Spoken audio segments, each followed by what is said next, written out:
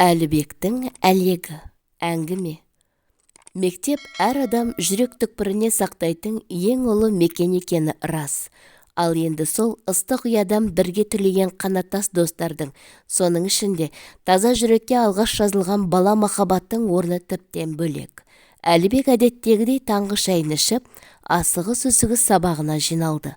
Санасы сергек, жүрісі ширақ, бұлқынған жүрек бір көруге ынтық. Сабағын да сол үшін беске оқиды. Қатарының алды болуға тырысады. Боз баланы мұншама сезім күйіне бөлеген сыныбындағы сымбаты да қылықты қалампыр болатынды. Шашын екі айырып өрген, көзге бірден шалынатын бойжеткен Әлібек үшін ғана емес, әлде кім үшін де көз тартар көрікті.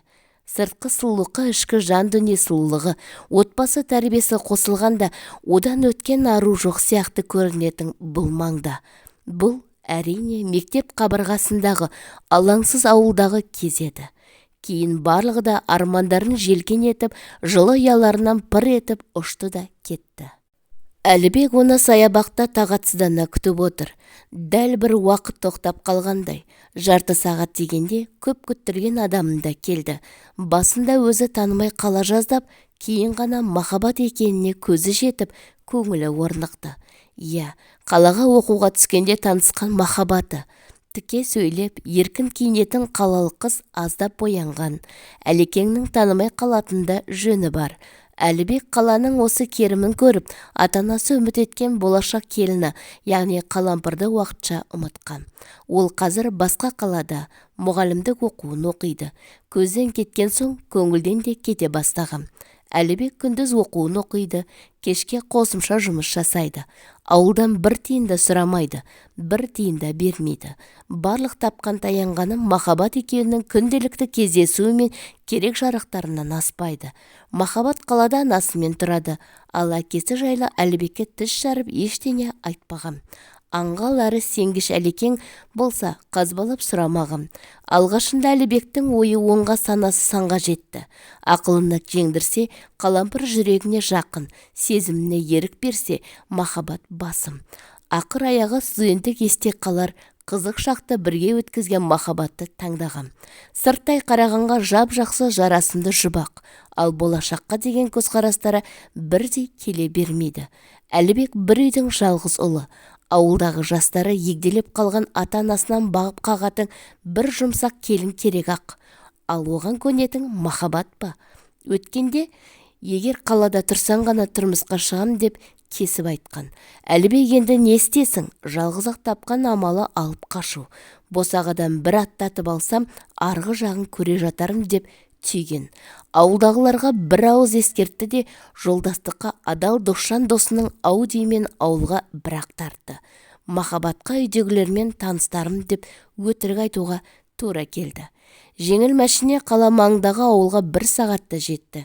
Көліктен түсе бергені сол-ақ еді, құрт ірімшік, бауырсақ, кәмпит араласқан ақ шашу қарша борады. Махаббат түк түсінбей сасып қалды. Аздан соң барып, Әлібектің алып қашқанын бірақ білді. Тордағы торғайдай шарасыз, ақ сақалды қария, ақ жаулықты ана, ақ дастарқан, ақ босаға, бәріне қаланың бұлаң өскен аруы қарасын ба? Мен Әлібекті жақсы көрмеймін.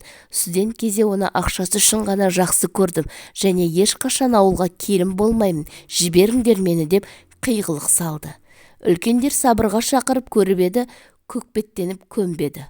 Манадан бергі қылығы мен сөздерінен намыстан жарылады әрең шыдап тұрған Әлібек, досжан, мына қызды қаладағы алған жерімізге апарып таста.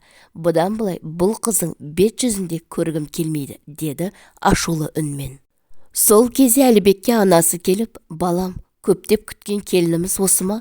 Кешке ағайындарды асқарбасқа шақырып қойдық. Елге не бетімізбен қараймыз? Біз сені тыңдадық, ал енді сен бізді тыңда құлыным. Мен адам танысам, Қалидың қызы әлгі өзіміздің қалампырға жетер қыз жоқ. Қазір үйінде бар да, қалай көндірсең солай көндір. Есік көргенді емес, бесік көргенді ал деп бабаларымыз бұрын айтып кеткендей, сол қызды алып келетін бол. Жұрт алдында бізді қара бет қылма, ұлым, деп аналық ақылымен жұмсақ бұйырды. Әлібек екі сөзге де келместен сыртқа шыға жөнелді. Есік алдында тұрған Айдының, әй Әлібек, әй, енді не деп дегеніне қараған жоқ. Қалампырдың үйіне кеттік, деді. 4-5 сыныптас жігіттер артынан ере жөнелді. Үй сыртынан дыбыстап шақырып еді, іштен сызыла басып, қос бұрымы бұлғақтап Қалампыр шықты. Бұрынғыдан да сымбаттанып, толған айдай толықси түскен. Амансыңдар ма, азаматтар, жыл болсын. Кел, біріңді мектеп бітіргелі көрмеппіз. Біраз уақыт өткен екен, деп еді. Әлібек өзіне қаратыла айтылған қыздың назын түсініп, іштей үнсіз мойындады. Араларындағы жылпосы, кез келген тығырықтан жол табатын қанат әңгімені ары қарай сабақтай жөнелді. Аманшылық, Қалампыржан. Сымтастар болып біраз серуендеп, бір үйге бас қоссақ деген едік. Уақытың бар ма? Әрине, ер азаматтар айтып тұрса, қалай жоқ дейміз. Бірақ араларыңда менен басқа ру жоғы қызық екен. Оған алаң болма, жолдан асыл заты ертіп аламыз, деді Қанекең.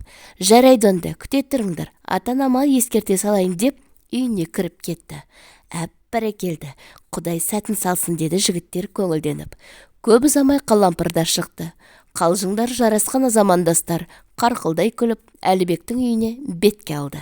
Үйге жақындаған мезетте Қалампыр сәл тосылып қалған еді. Жігіттер жағы дастарханды осы үйге жайып, бәрін реттеп қойдық деп, тігісін жатқыза сөйледі. Табалдырықтан аттап, енді ішке кіре бергені сол-ақ еді, әлдекім басына ақ орамалы жауып, енді бірі ақ шашуды бұршақтай тастырлата жөнелді. Қалампыр өзінің қармаққа ілінген сонда ғана аңғарды. Айқай шу шығарып, үсті басың жұлқылаған жоқ. Аздап екі беті қызарып, жемісі көп ағаштай басың еңкеткен күйі иіле берді. Әлібектің анасы келіп, ақ келінің маңдайынан сүйді. Көп кешікпей қуғыншылар да жетті. Танымайтын адамдар емес, екі жақ тез түйсініп, екі жасқа ақ баталарын беріп, өміріне ақ жол тіледі. Әлібек бүгін елден ерте оянды. Ояна салып, жанында жатқан Қалампырдың шашын иіскеді. О, ғажап, о, құдірет. Оның шашынан әжесінің Қалампыр шайының иісі аңқиды. Әлібек аң-таң. Жоқ, бұл жай шайдың иісі емес-ау. Бұл алтын құрсақ аналардан келе жатқан дәстүр жалғасатынның, солардан қалған тектіліктің бір белгісі болар. Мүмкін жаратқаннан Әлібекке солай сезілген де шығар. Кім білсін. Қалампыр терең демалып, бәрінен бейхабар күйде алаңсыз ұйықтап жатыр. Бұған дейінгі серлік кездерінің бәрін білсе де, бірде-бір рет ерінің бетіне басып айтпаған мінезі мен пейілі кең жан жарында Әлібек дән риза. Оған деген құрметі мен сыйластығы күн санап артып, бала күннен жүректе тұтанған махаббат оты да одан сайын лаулай түскендей.